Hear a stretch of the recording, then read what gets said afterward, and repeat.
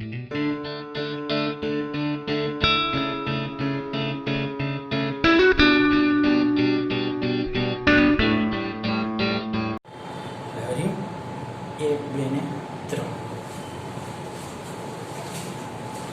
Students, Saraswati group of education તરફથી અંગ્રેજીના વિડીયો લેક્ચરમાં આપણે શીખી રહ્યા છીએ ચેન્જ ધ ટેક્સ્ટ. એ ચેન્જ ધ ટેક્સ્ટની અંદરની જે પાંખ છે તે છે ચેન્જ ધ વોઇસ. તો ચેન્જ ધ વોઇસના સંદર્ભમાં આપણે અત્યાર સુધી એક્ટિવમાંથી પેસિવ કઈ રીતે કરવું તેની વાત કરેલી છે. આજે આપણે પેસિવમાંથી એક્ટિવમાં કઈ રીતે જવું તે વાત છે તે જોવાના છીએ.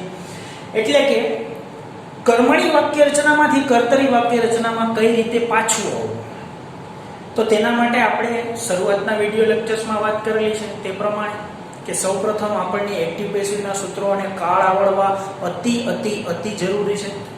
અને ત્યારબાદ જ છે તે આપણને જે સૂત્ર હોય તે સૂત્ર ઉપરથી આપણને ખ્યાલ પડે કે આ કયા કાળનું એક્ટિવ છે કે પેસિવ છે. જો પેસિવ હોય તો એનું એક્ટિવ કરવાનું હોય અને એક્ટિવ હોય તો એનું પેસિવ કરવાનું હોય.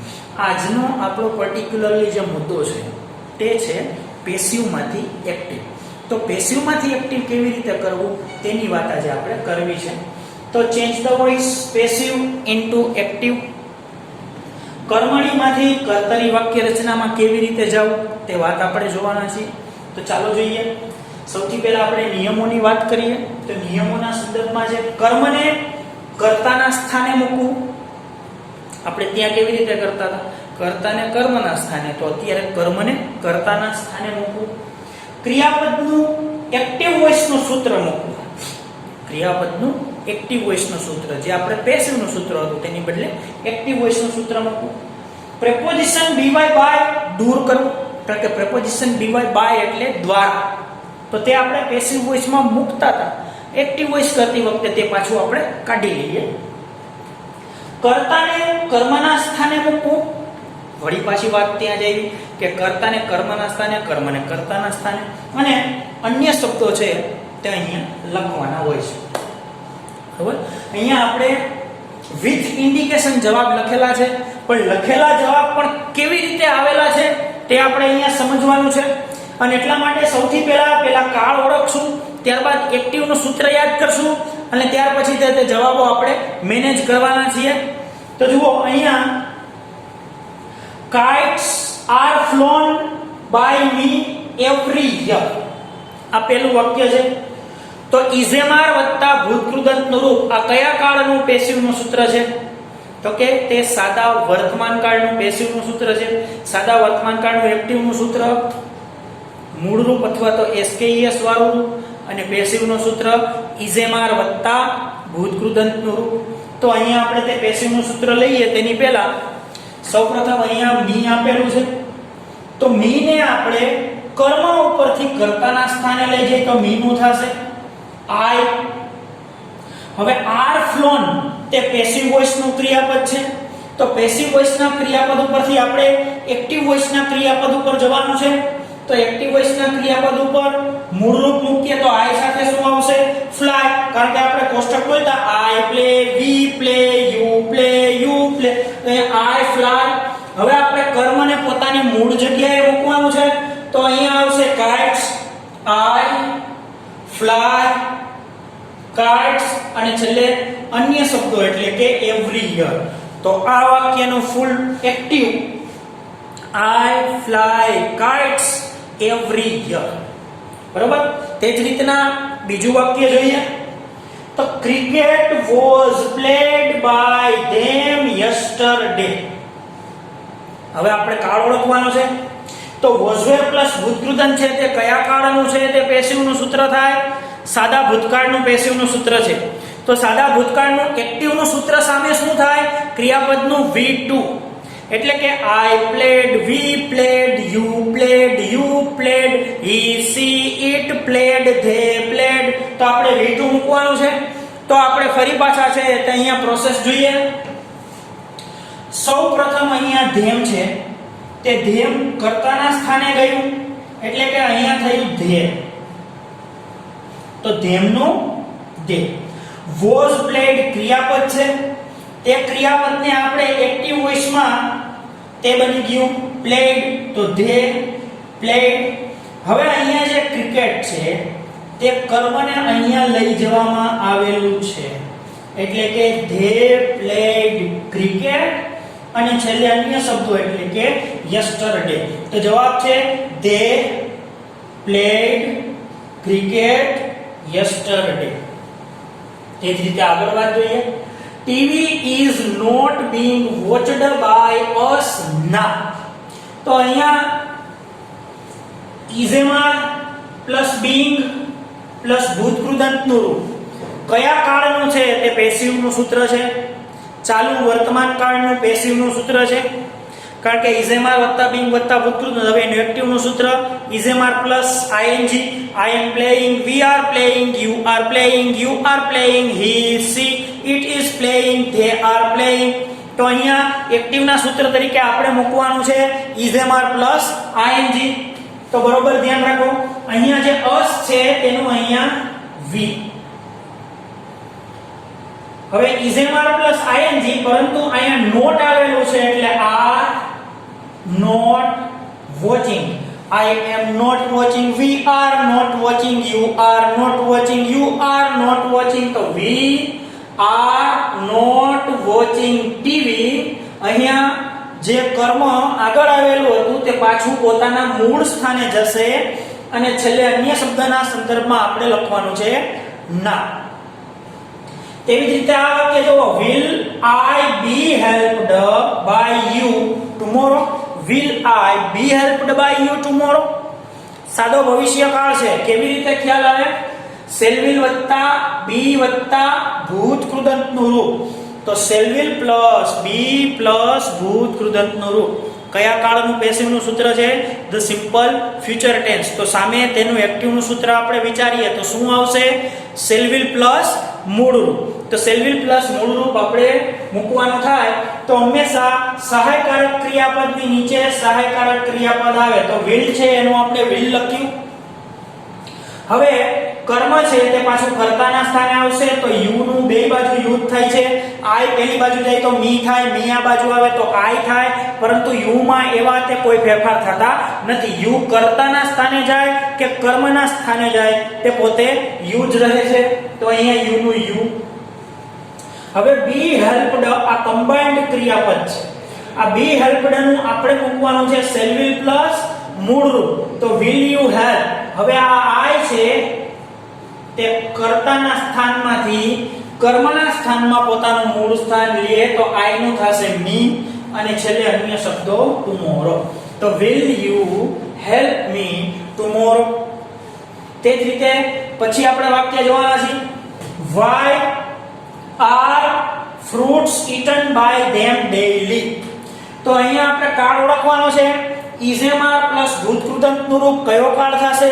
તો ઇઝેમાર પ્લસ ભૂતકૃદંતનું રૂપ છે તે સાદો વર્તમાન કાળ છે તેના પેસિવનું સૂત્ર છે. તો સાદા વર્તમાન કાળના એક્ટિવનું સૂત્ર શું થાય? તો કે એક્ટિવનું સૂત્ર હકારમાં છે મૂળ રૂપ અથવા તો એસકેઈએસ વાળું રૂપ અને નકારમાં ડુ ડઝ પ્લસ મૂળ રૂપ. તેવી જ રીતે પ્રશ્નાર્થમાં પણ ડુ ડઝ પ્લસ મૂળ રૂપ. તો અહીંયા વાત આવે છે પ્રશ્નાર્થ પૂરતી તો y ની નીચે y લખેલું છે. હવે જુઓ આપણે આ ધેમ છે તે પોતે અહીંથી અહીંયા આગળ આવેલું છે એટલે થયું છે ધે. તો ધેના પ્રમાણમાં આપણે અહીંયા ડુ કે ડઝ મૂકવાનું છે. શા માટે? કારણ કે સહાયકારક ક્રિયાપદની નીચે હંમેશા સહાયકારક ક્રિયાપદ જ આવે.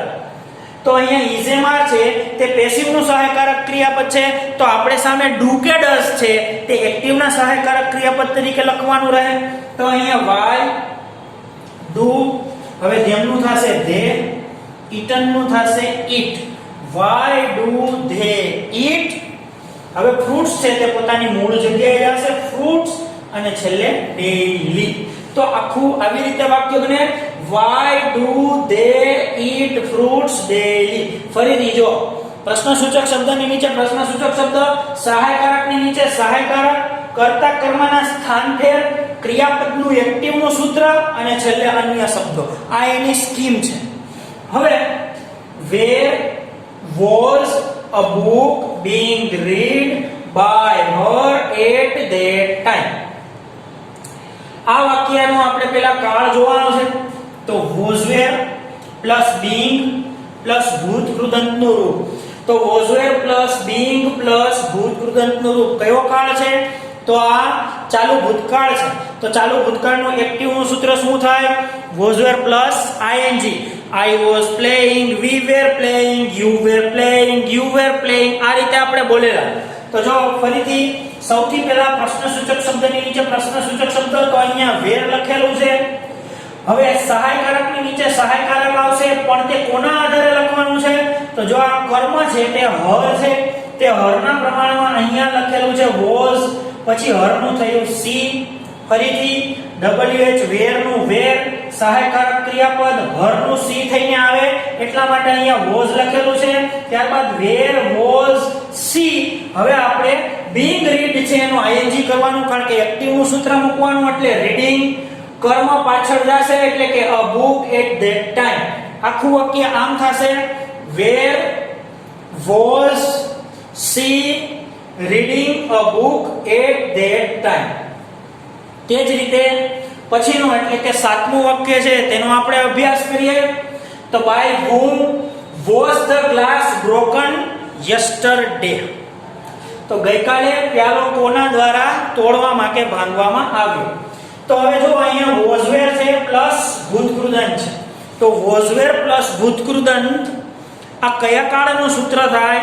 સાદા ભૂતકાળનું થાય. તો સાદા ભૂતકાળનું એક્ટિવનું સૂત્ર હકારમાં V2 થાય, નકારમાં did મૂળરૂપ થાય અને પ્રશ્નાર્થમાં did મૂળરૂપ થશે. તો અહીંયા આપણે by whom ની નીચે લખવાનું who. બરોબર? હવે was અને broken આ બે ક્રિયાપદ છે, એનું વિધાન કરવા એટલે કે એક્ટિવ કરવું હોય તો એમાં V2 થશે એટલે કે broke. જો અહીંયા broke લખેલું છે, who broke, આ બંને ક્રિયાપદ છે તે અહીંયા એક ક્રિયાપદના સંદર્ભમાં આવી ગયા, કારણ કે પેસિવ નું તે સૂત્ર છે, આ એક્ટિવ નું સૂત્ર છે. હવે કર્મ મારે પાછળ મૂકવું પડે એટલે who broke the glass અને છેલ્લે અન્ય શબ્દો એટલે કે yesterday. who broke the glass yesterday. તે જ રીતે how can this problem be solved by them. how can this problem be solved by them. તો આ છે સિમ્પલ મોડાલ ઓક્ઝિલિયરી. હવે જો ધ્યાન રાખો બરોબર, મોડાલ વત્તા બી વત્તા ભૂતકૃદંતનું રૂપ એટલે કે can be solved. તો can be solved તો આ સિમ્પલ મોડાલ છે, એના પેસિવ નું સૂત્ર છે, અને એક્ટિવ નું સૂત્ર થાય મોડાલ વત્તા મૂળરૂપ. પેસિવ નું સૂત્ર છે મોડાલ વત્તા બી વત્તા ભૂતકૃદંત. તો આ મોડાલ બી ભૂતકૃદંત છે તો એનું એક્ટિવ નું સૂત્ર થશે મોડાલ પ્લસ મૂળરૂપ. કેવી રીતે? જો અહીંયા હાવ ની નીચે આપણે હાવ મૂકીએ, સહાયકારક કેન ની નીચે કેન, સહાયકારક ની નીચે હંમેશા સહાયકારક જ આવે તો અહીંયા કેન. હવે અહીંયા કર્મ ધેમ નું ધે આગળ આવશે છતાં પણ સહાયકારક કેન બદલતું નથી એટલે તે લખી નાખીએ. હવે જો અહીંયા ધેમ છે તે કર્મ છે તે આગળ લીધેલું છે, તેવી જ રીતે બી સોલ્વડ છે તે ક્રિયાપદને અહીંયા સોલ્વ તરીકે લખેલું છે એટલે કેન દે સોલ્વ, અને ધીસ પ્રોબ્લેમ છે તે છેલ્લે લખી નાખેલું છે એટલે કે કર્મને પોતાની મૂળ જગ્યાએ મોકલી દીધેલું છે. How can they solve this problem. જો તમારે ડાયરેક્ટ જ એવી રીતના જવાબ શીખવા હોય તો આ જે પેસિવ છે એનું એક્ટિવ હોય તે એક્ટિવ નું પ્રશ્નાર્થનું કોષ્ટક અહીંયા બોલવાનું. Can I solve, can we solve, એટલે તમે ધે સુધી આવશો એટલે એની રીતે બોલાશે કેન ધે સોલ્વ. તો આપણે હાવ પછી લખ નાખવાનું કેન ધે સોલ્વ અને પછી કર્મ. બરોબર? તે જ રીતના નવમું વાક્ય અહીંયા જોઈએ કઈ રીતે પેસિવ કરવામાં આવેલું છે. How much milk is bought by them daily. ખ્યાલ આવ્યો? તો હાઉ મચ મિલ્ક, અને અહીંયા છે ઇઝેમાર પ્લસ ભૂતકૃદંતનું રૂપ. તો ઇઝેમાર પ્લસ ભૂતકૃદંતનું રૂપ છે તે સાદા વર્તમાનકાળના પેસિવનું સૂત્ર છે. તો સાદા વર્તમાનકાળના એક્ટિવનું સૂત્ર પ્રશ્નાર્થ વાક્યમાં થશે ડુ કે ડઝ પ્લસ મૂળરૂપ. તો અહીંયા આપણે ડુ કે ડઝ પ્લસ મૂળરૂપની વાત કરીએ તો જુઓ હાઉ મચ મિલ્ક છે એનું આપણે હાઉ મચ મિલ્ક લખીએ. હવે આ ધેમ છે તે આગળ આવશે એટલા માટે સહાયકારકની નીચે સહાયકારક લખવું પડે. તો અહીંયા ઈઝ આપેલું છે મૂળ વાક્યમાં, પણ આપણે ધેમ આગળ આવશે કારણ કે કર્તા કર્મના સ્થાન છે તે ફેર પડે તો આપણે ધેમના પ્રમાણમાં સહાયકારક લખવું પડે. ડુ હિસી તો આપણે લખ ડઝ. હવે અહીંયા આપણે લખીએ ધે કર્તા, મૂળ રૂપ by બાય અને છેલ્લે ડેઈલી. તો વાક્ય આમ થશે how much milk do they buy daily. તે જ રીતે આગળ which places are visited by him every year. which places are visited by him every year. તો ઇઝેમાર પ્લસ ભૂતકૃદંતનું રૂપ કયો કાળ થશે? ઇઝેમાર પ્લસ ભૂતકૃદંતનું રૂપ એટલે સાદો વર્તમાન કાળ. વળી પાછી વાત ઈ જ આવશે એક્ટિવનું સૂત્ર. મૂળ રૂપ કે એસ કે ઈ એસ હકારમાં, ડુ કે ડઝ વત્તા મૂળ રૂપ નકારમાં અને ડુ કે ડઝ વત્તા મૂળ રૂપ પ્રશ્નાર્થમાં. તો અહીંયા પ્રશ્નાર્થ વાક્ય છે તો ડુ કે ડઝ વત્તા મૂળ રૂપ આવે. તો સૌથી પહેલા which place ની નીચે આપણે લખીએ which places. આર ની નીચે મારે ડુ કે ડઝ લખવું પડે, પરંતુ him એટલે આ him તે આગળ આવશે એટલે તે he થઈને આવશે, એટલે અહીંયા he ના પ્રમાણમાં મારે લખવું પડે does. એટલે which places does he. ફરીથી આપણે does લખ્યું છે તે he ના પ્રમાણમાં. visited નું visit કારણ કે do I visit, do we visit, do you visit, do you visit, does he see it visit અને છેલ્લે છે every year. તો જવાબ છે which places does he visit every year. તો આ રીતે આપણે વાત કરેલી. તો આ વાક્ય આપણે સમજાવેલા પેસિવ માંથી એક્ટિવ. વાસ્તવમાં પેસિવ માંથી એક્ટિવ સમજવા એકદમ સહેલા છે, કારણ કે જ્યારે આપણે તમે અહીંથી અહીંયા આવો તો તમે એમ કહી શકો કે હું ત્યાં ન જઈ શકું હવે પાછું, તો હું અહીંથી ત્યાં જવા જ ને. જો સ્વાભાવિક રીતે આપણને એક્ટિવ માંથી પેસિવ સમજાઈ ગયું છે તો એનો મતલબ જ એ છે કે પાછું તમારે એ રસ્તે પાછું આવવાનું છે. જે શબ્દ જ્યાંથી લીધેલા છે તે શબ્દને ત્યાં ગોઠવવાના છે, એટલા માટે પેસિવનું એક્ટિવ થઈ જાય. હવે આપણું જે એક સોપાન બાકી રહી ગયું છે આ મુદ્દામાં તે છે કે જેમાં by બાય પ્લસ કરતા આપેલો ન હોય તેવા વાક્યનું પેસિવ કેમ કરવું. તો હવે પછીના વિડિયો લેક્ચરમાં આપણે તે જોવાના છીએ કે જેમાં કર્તા અધ્યાહાર છે તેવા વાક્યનું પેસિવ કઈ રીતે કરવું. તો તે વાક્યનું પેસિવ કરવા માટેના નિયમો, કર્તા કેવી રીતે મૂકવો તે બોર્ડમાં પૂછાય તો શું ડિસિઝન લેવા તે બધું આપણે જોવાના છીએ.